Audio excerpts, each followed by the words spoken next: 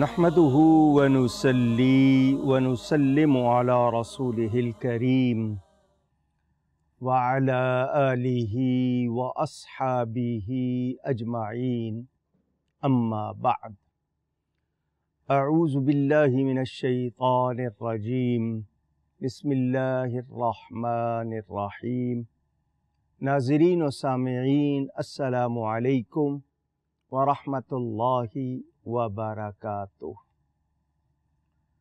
قیامت سے پہلے کیا کیا ہوگا، کیسے ہوگا، علامات قرآن و حدیث کی روشنی میں آپ کے سامنے بیان کی جا رہی ہیں۔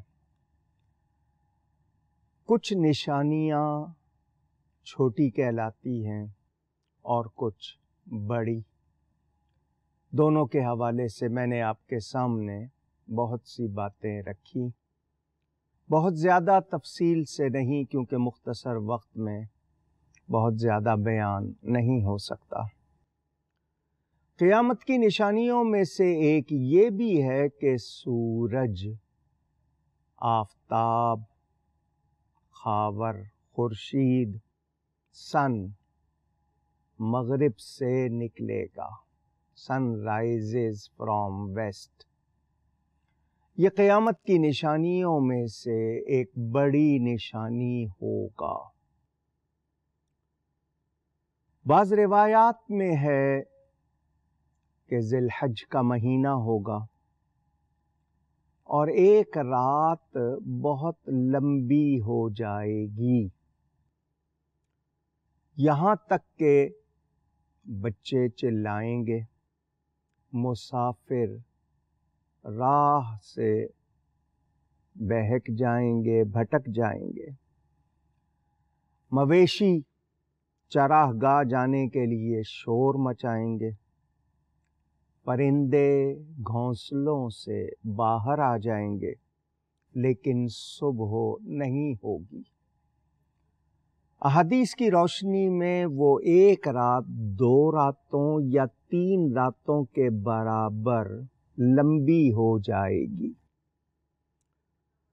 کچھ لوگ ڈر جائیں گے، ہیبت سے رونے لگیں گے، مسجدوں میں چلے جائیں گے، توبہ کریں گے۔ جب اس رات کی طوالت، لمبائی، لینتھ زیادہ ہو جائے گی تو لوگ بے قرار ہوں گے، بہت زیادہ۔ اتنی لمبی رات، اتنی لمبی رات۔ ایک تو ہوتا نا آپ کو غم ہو تو غم میں آپ کا وقت نہیں گزرتا، تو غم کی رات کو آپ لمبی رات کہتے ہیں۔ یہ واقعی لمبی رات ہوگی، یعنی اس کا دورانیہ، ڈیوریشن بہت بڑھ جائے گا۔ تب کہیں جا کر ہلکی سی جیسے کرنیں نکلتی ہیں، مگر وہ کرنیں جیسے گرہن کے وقت کم روشنی کے ساتھ ہوتی ہیں، وہ مغرب کی جانب سے ہوں گی، ان کا طلوع مغرب کی جانب سے ہوگا، اور اتنا بلند ہوگا جتنا کہ چاشت کے وقت ہوتا ہے، اور پھر غروب ہو جائے گا، اور پھر حسب دستور مشرق سے ہوا کرے گا۔ لیکن اتنی بات جو خوفناک ہے وہ یہ کہ سورج جب مغرب سے نکلے گا تو پھر کسی کی توبہ قبول نہیں ہوگی، توبہ کا دروازہ بند ہو جائے گا۔ چنانچہ قرآن کریم میں اس کا بیان کچھ اس طرح، سورہ الانعام، جس دن تمہارے رب کی وہ نشانی، ایک نشانی آئے گی، یوم یاتی بعد آیات ربک لا ینفع نفسا، کسی جان کو ایمان لانا اس کے بعد کام نہ دے گا جو پہلے ایمان نہیں لائے تھے یا اپنے ایمان میں کوئی بھلائی نہیں کمائی تھی۔ اس سے پہلے ایمان والا ہونا کام آئے گا، اس نشانی کو دیکھ کر کسی کی توبہ قبول نہیں ہوگی۔ سورج کا مغرب سے نکلنا، اس حوالے سے ایک دو باتیں اپنے ناظرین سے کرنا چاہوں گا۔ نمرود نے خدائی کے دعوے کیے، اپنے آپ کو خدا کہا، لوگوں کو کہا مجھے سجدہ کرو، میری پوجا کرو۔ سیدنا ابراہیم علیہ السلام خلیل اللہ، ابھی دنیاوی گنتی کے لحاظ سے عمر شریف زیادہ نہیں، اس کو ماننے سے انکار کیا۔ اس نے کہا اگر میں رب نہیں ہوں تو پھر رب کون ہے؟ حضرت ابراہیم علیہ السلام نے فرمایا جو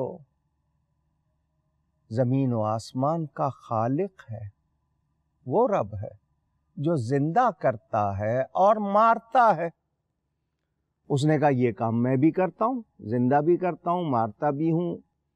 ایک پھانسی کے مجرم کو جس کو موت ہونی تھی اس کو رہائی دے دی، اور جس نے زندہ رہنا تھا اس مجرم کو پھانسی دے دی کہ اس نے مرنا تھا میں نے اس کو زندگی دے دی، اس نے جینا تھا میں نے اس کو موت دے دی۔ یعنی اس کو مارنے اور زندہ کرنے کی بات بھی سمجھ نہ آئی، اور دعوے تھے خدائی کے۔ حضرت ابراہیم علیہ السلام نے رب تعالی کی دوسری دلیل دی کہ میرا رب وہ ہے جو سورج کو مشرق سے نکالتا ہے اور مغرب میں غروب کرتا ہے۔ تو اگر اپنے آپ کو رب کہتا ہے تو تو مغرب سے نکال دے۔ فَبُہِتَ الَّذِي كَفَرَ، مبہوت ہکا بکا رہ گیا یہ بات سن کے کہ یہ کہہ کیا دیا ہے اس نے۔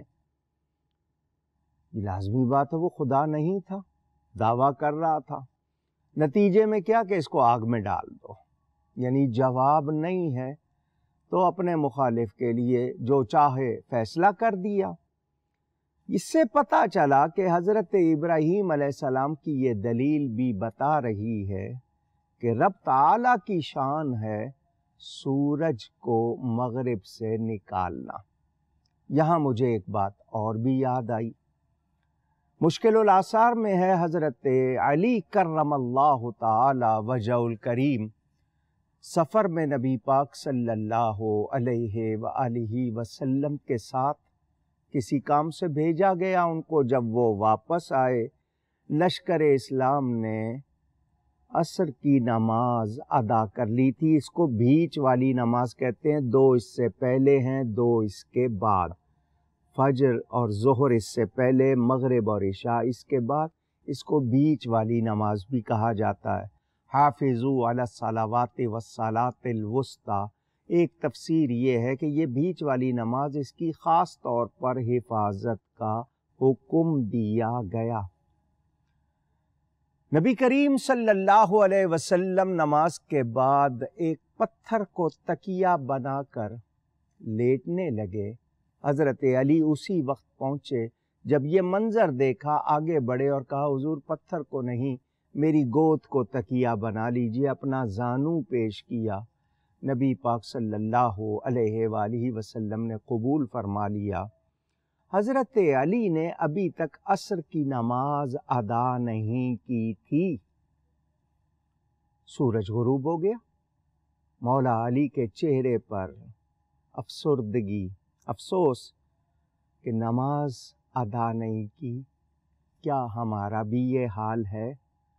نماز کا وقت نکل جائے ہم پریشان ہوتے ہیں۔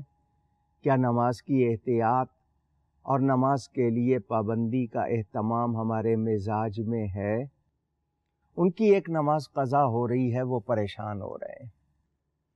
نبی کریم صلی اللہ علیہ وسلم نے اپنی آنکھیں کھولی، دیکھا حضرت علی کے چہرے پر افسردگی ہے۔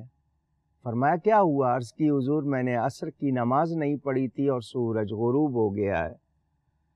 میرے آقا کریم نے انہیں ڈانٹا نہیں، یہ نہیں کہا کہ نماز پڑھنی چاہیے تھی پہلے، میں اگر تکیہ بنا رہا تھا پتھر کو بنانے دیتے۔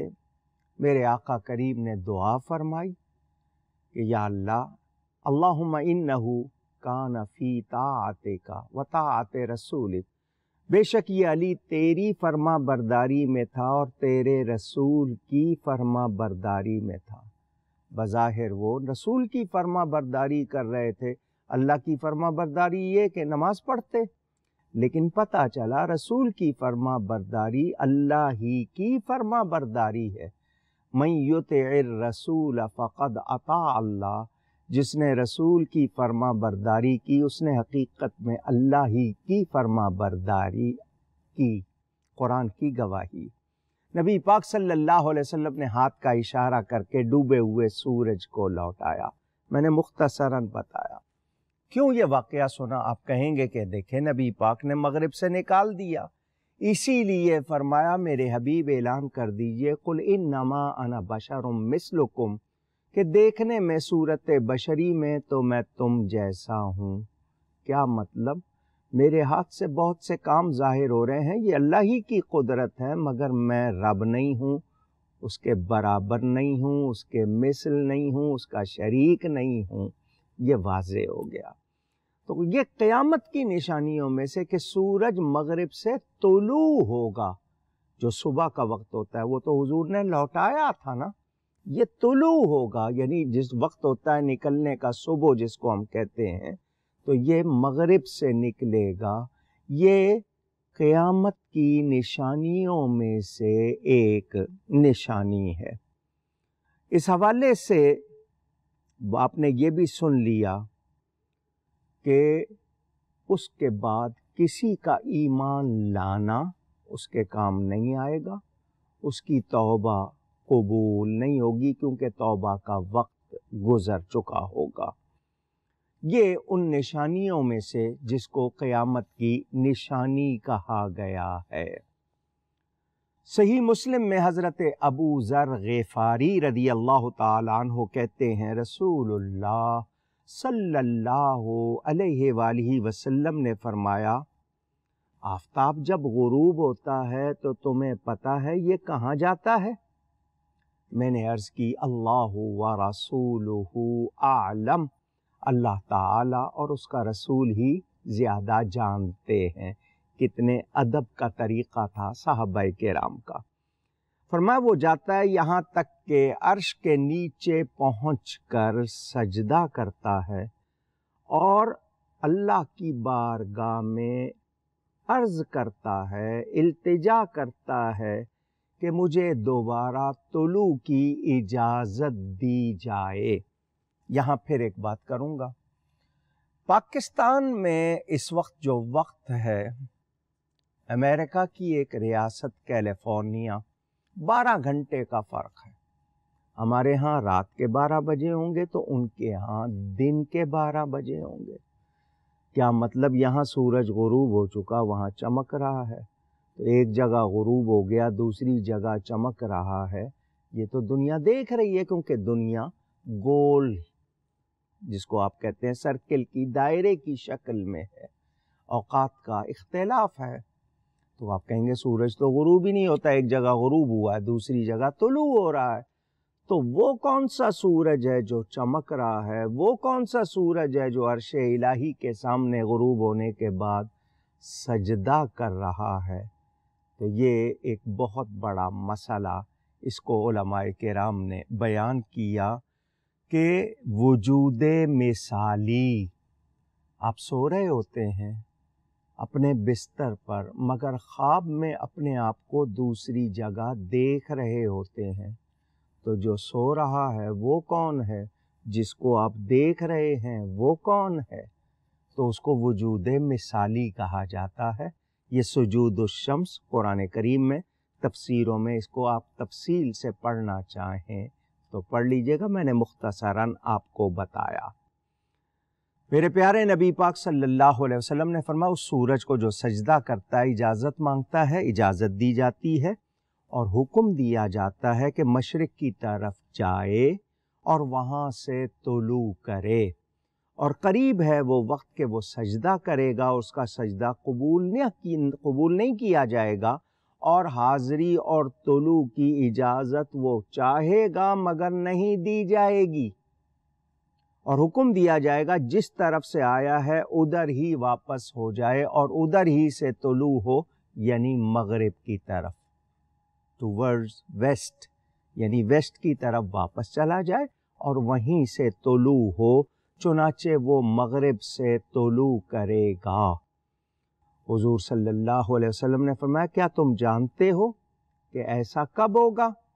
یہ اس وقت ہوگا جب کسی شخص کو اس کا ایمان لانا نفع نہیں دے گا، یہاں تک کہ وہ پہلے سے ایمان لایا ہو، یعنی پہلے مومن ہو تو اس کو نفع دے گا، اس وقت نفع نہیں دے گا۔ البدایہ والنہایہ ابن کثیر کی بہت مشہور کتاب، حضرت عبداللہ بن ابو اوفہ رضی اللہ عنہ سے مروی کہ میں نے رسول کریم صلی اللہ علیہ وسلم سے سنا، آپ فرما رہے تھے ایک رات لوگوں پر ایسی بھی آئے گی کہ جو 3 راتوں کے برابر، یعنی ڈیوریشن میں، دورانیے میں، وقفے کے لحاظ سے 3 راتوں کے برابر ہوگی۔ جب ایسا ہو تو جو اس وقت موجود ہو اپنے آپ کو عبادت میں، توبہ میں مشغول کر لے، اس کا مطلب یہ کہ اس نے اس رات کو پہچان لیا۔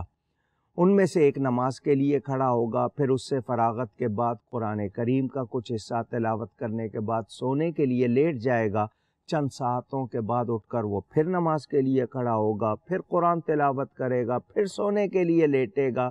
ابھی کچھ ہی وقت گزرے گا کہ لوگوں کی چیخیں نکلیں گی، شور سن کر آنکھ کھل جائے گی، لوگ ایک دوسرے کو پکار کے کہہ رہے ہوں گے ماجرا کیا ہے، یہ ہو کیا رہا ہے؟ اس خوف سے وہ مسجد کا رخ کریں گے تو حیرت زدہ رہ جائیں گے کہ سورج مغرب سے طلوع ہو چکا۔